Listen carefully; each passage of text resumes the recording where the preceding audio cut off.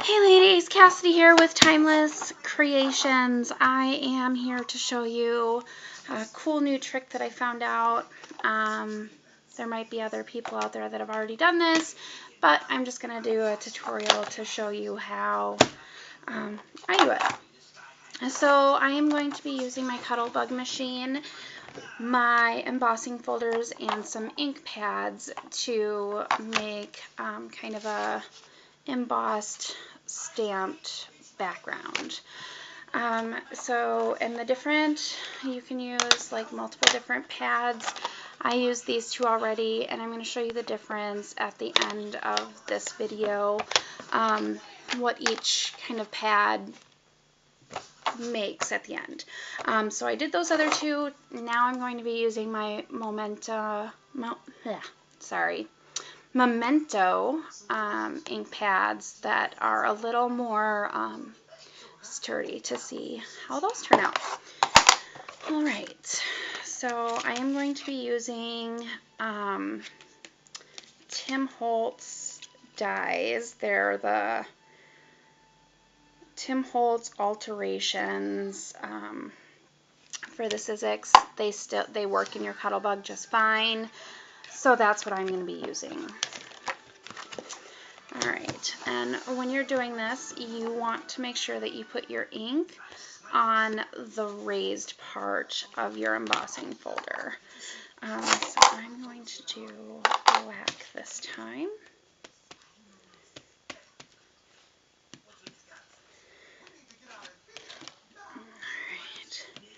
And you can do this kind of any way that you want. You can use a brayer to put the ink on. You can do it like I'm doing it, where you're just kind of using your hand and getting it on there, or your stamp pad.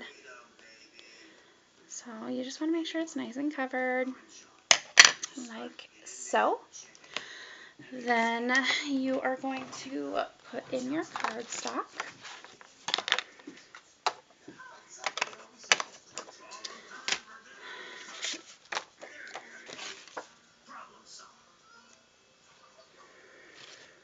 And you're going to use your normal sandwich for your embossing folders. So it's going to be your A plate, your B plate, and then your embossing folder and another B plate. And I have limited space, so that's why I kind of have to keep it off my desk and then pull it back on. Alright, so we're going to go through. And I like to double do it just because I like to get that ink nice and dark on there. So let's see how this one turned out. Alright, so that is what that one looks like.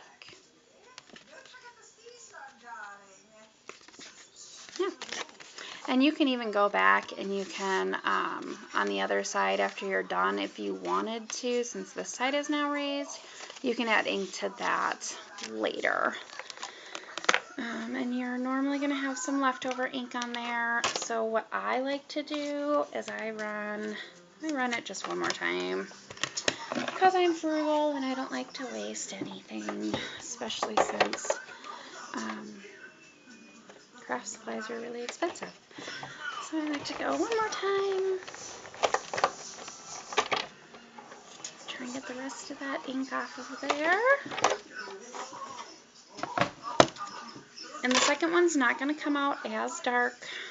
So like this one is very, very faded. Yeah, you can't see that in the lighting. I'll do that in a second. And then to clean my embossing folder, so that there's no residue left on there, I just take a baby wipe and wipe it off, Alright, so that is how I use my cuddlebug to emboss with color. So now I am going to put you up here. I'm going to show you the difference in each of the ink pads that I used. Alright, so first I used Tim Holtz Distressed Ink. This one is in Hickory Smoke, and it leaves kind of like residue everywhere on there. I have not yet activated this with water, so I could go in, activate this with water, and move it around and kind of make it a little more blendable instead of just kind of splotchy on there. So I may do that, I may not, I don't know yet.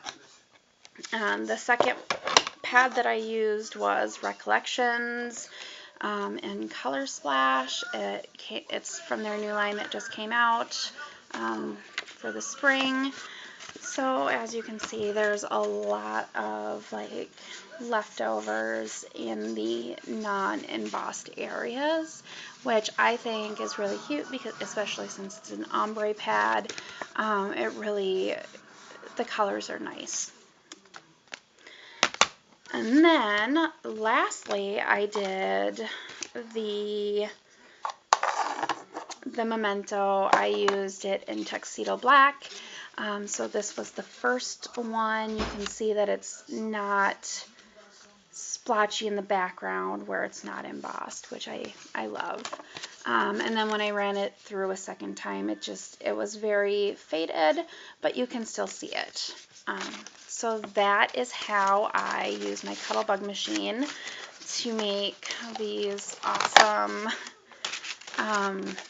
embossed backgrounds. So I have a lot of them here. I've been having a lot of fun today.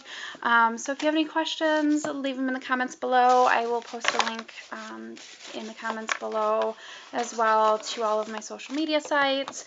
Otherwise, I hope this tutorial was helpful for you guys, and I hope you have fun creating. Bye!